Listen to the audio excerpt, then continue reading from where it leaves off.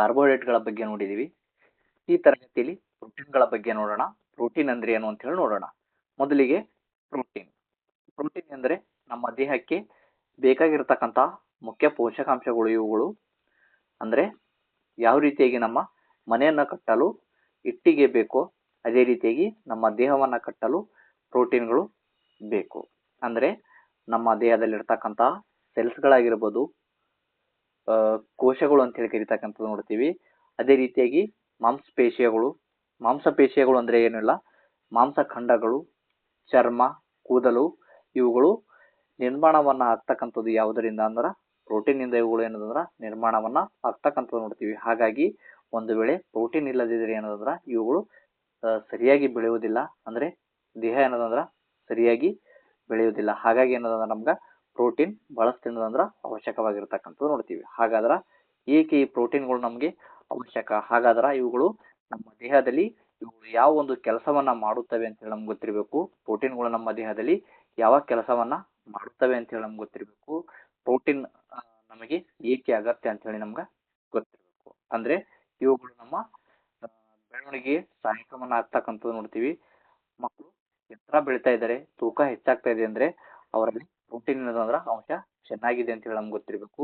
ದೇಹದ ಅಂಗಗಳು ಸರಿಯಾಗಿ ಬೆಳಿಬೇಕಾದ್ರೆ ಏನ್ ಬೇಕು? ನಮ್ಗೆ ಪ್ರೋಟೀನ್ಗಳು ಬೇಕು ಅಂತ ಹೇಳಿ ನಮ್ಗೆ ಗೊತ್ತಿರಬೇಕು. ಅದೇ ರೀತಿಯಾಗಿ ದೇಹ ಗಟ್ಟಿಯಾಗಿರಲು, ದೇಹ ಬಲವಾಗಿರಲು ಏನಂದ್ರ ಪ್ರೋಟೀನ್ ಬೇಕು. ಕೈಕಾಲುಗಳು ಆಗಿರ್ಬೋದು, ಮಾಂಸಖಂಡಗಳಾಗಿರ್ಬೋದು ಇವುಗಳು ಬಲವಾಗ್ಬೇಕಂದ್ರೆ ಏನ್ ಬೇಕು? ಅಂದ್ರೆ ಪ್ರೋಟೀನ್ ಬೇಕು. ಹಾಗಾಗಿ ಏನಂದ್ರ ಜಿಮ್ಗಳನ್ನ ನೋಡ್ತೀವಿ, ನಾವು ಪ್ರೋಟೀನ್ ಶೇಕ್ ಅನ್ನ ಕೊಡ್ತಕ್ಕಂಥದ್ದು ನೋಡ್ತೀವಿ.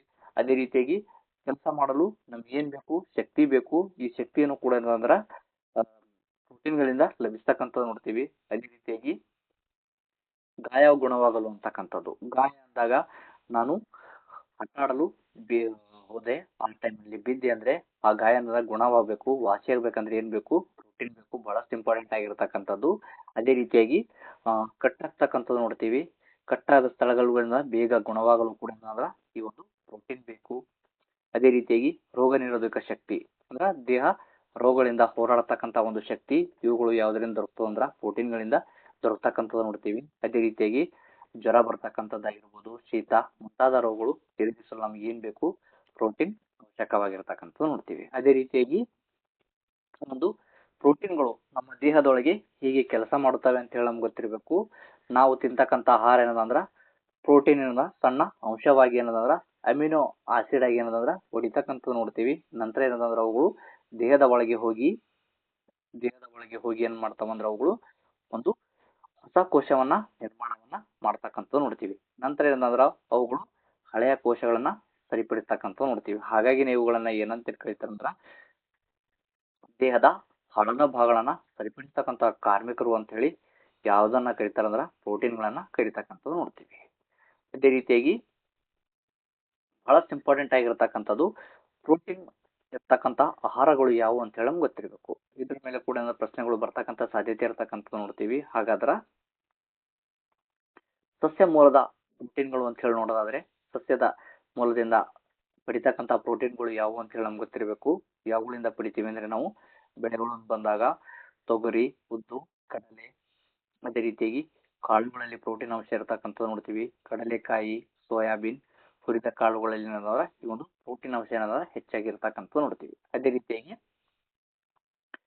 ಪ್ರಾಣಿ ಮೂಲದ ಆಹಾರದಲ್ಲಿ ಬಂದಾಗ ಪ್ರೋಟೀನ್ಗಳು ಅಂತ ಹೇಳಿ ನಾವು ನೋಡೋದಾದ್ರೆ ಹಾಲಿನಲ್ಲಿ ಪ್ರೋಟೀನ್ ಅಂಶ ಇರತಕ್ಕಂಥದ್ದು ನೋಡ್ತೀವಿ.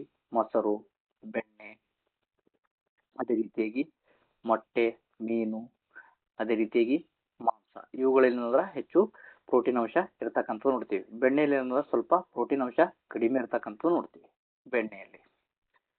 ಅದೇ ರೀತಿಯಾಗಿ ಅಥವಾ ಪ್ರೋಟೀನ್ ಕೊರತೆ ಇದ್ದಾಗ ಏನಾಗ್ತದೆ ಅಂತ ಹೇಳಿ ನಮ್ಗೆ ಗೊತ್ತಿರಬೇಕು. ದೇಹ ಏನದಂದ್ರ ದುರ್ಬಲವಾಗ್ತಕ್ಕಂಥದ್ದು ನೋಡ್ತೀವಿ. ದೇಹ ಏನದಂದ್ರ ದುರ್ಬಲವಾಗುತ್ತದೆ ಅಂತ ಹೇಳಿ ನಾವು ನೋಡ್ತೀವಿ. ಅದೇ ರೀತಿಯಾಗಿ ಕೈಕಾಲುಗಳು ಏನಂದ್ರ ಚಲನೆ ಕಡಿಮೆ ಆಗ್ತಕ್ಕಂಥದ್ದು ನೋಡ್ತೀವಿ, ಅಂದ್ರೆ ಸೊಪ್ಪಾಗ್ತಕ್ಕಂಥದ್ದು ನೋಡ್ತೀವಿ. ಅದೇ ರೀತಿಯಾಗಿ ಮಕ್ಕಳ ಬೆಳವಣಿಗೆ ಏನದಂದ್ರ ಪ್ರೋಟೀನ್ ಅಂಶ ಕಡಿಮೆ ಇದ್ರೆ ಮಕ್ಕಳ ಬೆಳವಣಿಗೆ ಕೂಡ ನಿಧಾನವಾಗ್ತಕ್ಕಂಥದ್ದು ನೋಡ್ತೀವಿ. ಅದೇ ರೀತಿಯಾಗಿ ಪ್ರೋಟೀನ್ ಅಂಶ ನಮ್ಮಲ್ಲಿ ಕಡಿಮೆ ಇದ್ರೆ ಏನಂದ್ರ ಬೇಗ ಆಯಾಸವನ್ನ ಆಗ್ತಕ್ಕಂಥದ್ದು ನೋಡ್ತೀವಿ. ಅದೇ ರೀತಿಯಾಗಿ ಕೆಲವು ಮಕ್ಕಳಿಗೆ ಏನಂದ್ರ ರೋಗಗಳು ಬೇಗ ಬರ್ತಕ್ಕಂಥದ್ದು ನೋಡ್ತೀವಿ. ಏಕೆಂದ್ರೆ ಪ್ರೋಟೀನ್ ಕೊರತೆ ಆದ್ರೆ ಏನಂದ್ರ ರೋಗಗಳು ಕೂಡ ಏನಂದ್ರ ಬೇಗ ಬರ್ತಕ್ಕಂಥದ್ದು ನೋಡ್ತೀವಿ. ಹಾಗಾಗಿ